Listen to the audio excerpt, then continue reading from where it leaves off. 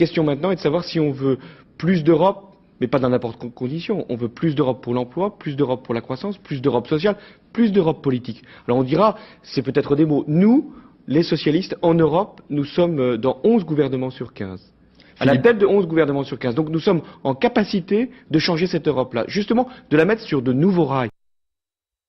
J'ai toujours été un Européen convaincu depuis l'origine. Mais certains vont me dire, vous êtes nationaliste, vous êtes contre l'Europe. Je réponds, oui, dans ces conditions, je suis nationaliste parce que je suis patriote. J'ai toujours été un Européen convaincu depuis l'origine. Eh bien oui, soyons nets, cette Europe de l'impuissance, cette Europe ouverte comme une passoire à toutes les crises du monde, cette Europe non européenne, cette Europe mollusque, cette Europe où la France serait engluée comme dans un marécage, je le dis avec calme et détermination, cette Europe-là, nous ne l'accepterons jamais. J'ai toujours été un Européen convaincu depuis l'origine. Nous ne nous cantonnons pas comme d'autres de baigner dans un romantisme béat ou dans un verbalisme claironnant. Nous ne pensons pas que l'Europe est une sorte de poudre de perlimpinpin venant au secours des gouvernements à court d'idées. J'ai toujours été un Européen convaincu depuis l'origine. Il y a presque de l'indécence à profiter de la technicité et de la complexité des problèmes, compliqués encore comme à plaisir par la bureaucratie bruxelloise, pour dire aux citoyens que la fée Europe va tout régler. J'ai toujours été un Européen convaincu depuis l'origine. Il faut avoir la foi et jouer la carte de l'Europe, toujours la même rengaine. Europe, Europe, Europe.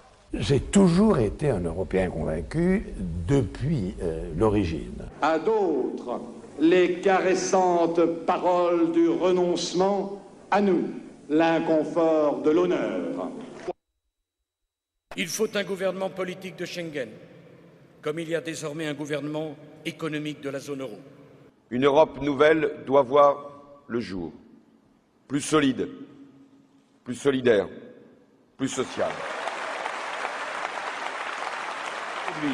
Pour porter le même message, celui d'un changement en Europe. Les marchés dominent, l'austérité s'impose, la récession s'installe, le chômage s'accroît, et non, ils n'y sont toujours pour rien. L'Europe a donc besoin d'un nouveau souffle. Nous voulons changer l'Europe. L'Europe est décisive pour changer, pour une nouvelle Europe, une autre Europe, notre Europe. Mes chers concitoyens, mes chers amis européens, nous sommes le 9 mai 2017. Ça n'est pas un jour comme les autres. Il y a 67 ans, le 9 mai 1950, Robert Schuman, ici à Paris, proposait à l'Europe un projet que beaucoup considéraient comme fou, inapproprié, inatteignable. Un projet essentiel, un projet qui a changé nos vies, celui de faire l'Europe. Celui qui a conduit jusqu'à l'Union européenne qui est aujourd'hui la nôtre. Un projet qui nous a conduits jusqu'à l'Europe d'aujourd'hui. Un projet qui, lancé il y a 67 ans, a permis à notre continent enfin de tenir cette promesse de paix, de liberté et de prospérité que fut cette promesse initiale. Je veux que nous puissions aussi ensemble travailler sur une plus grande ambition européenne, qu'il s'agisse de l'Union européenne ou en son sein de la zone euro, où il est absolument impératif que là aussi nous redonnions du long terme, de la vision et les jalons d'une plus grande intégration, d'une plus grande convergence de nos économies, d'une plus grande efficacité et d'une relance de l'investissement. Tous ces sujets, ce sont ceux que j'ai portés durant ma campagne et donc c'est maintenant ce que j'entends méthodiquement mettre en œuvre pour ce qui relève de mes responsabilités à l'intérieur des frontières et pour ce qui relève de nos responsabilités partagées partout en Europe. Donc je vous le confirme, Monsieur le Président, vous aurez un allié sur tout ce qui rend plus fort l'Europe, sur tout ce qui la rend plus intelligible pour nos concitoyens et tout ce qui nous permet d'être à la fois plus efficace et plus juste. Merci. Voilà pour ma part. Merci à vous. En tout cas, j'étais ravi d'être là.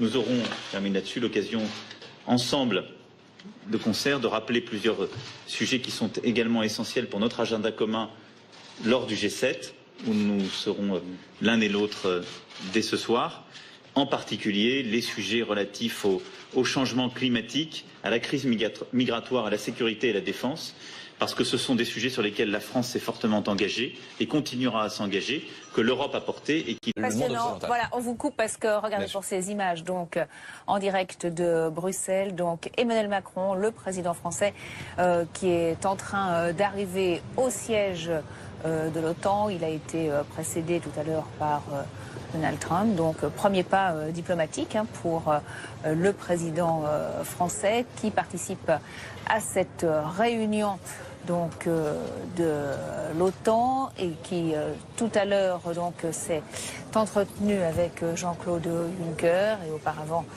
avec Donald Trump. Donc pour Emmanuel Macron, Christian Marc-Arian, c'est vraiment l'occasion d'asseoir sa stature internationale. Oui, et il va devoir le faire en acceptant d'ores et déjà quelque chose que la France, en tout cas son prédécesseur François Hollande, avait refusé, c'est-à-dire le fait regardez juste l'image d'Emmanuel Macron qui face à lui voit arriver les principaux leaders de l'OTAN. L'image parce que c'est bientôt la photo de famille, voilà. C'est ce qu'on appelait au temps de la féodalité un adoubement. Il est adoubé par ses pairs.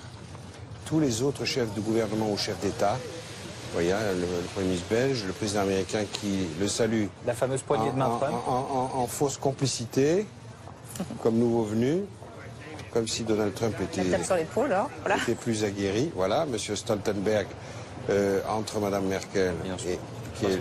Il était attendu, maintenant il rentre dans le rang. Stoltenberg, c'est le secrétaire général de l'OTAN, donc, qui est norvégien d'origine.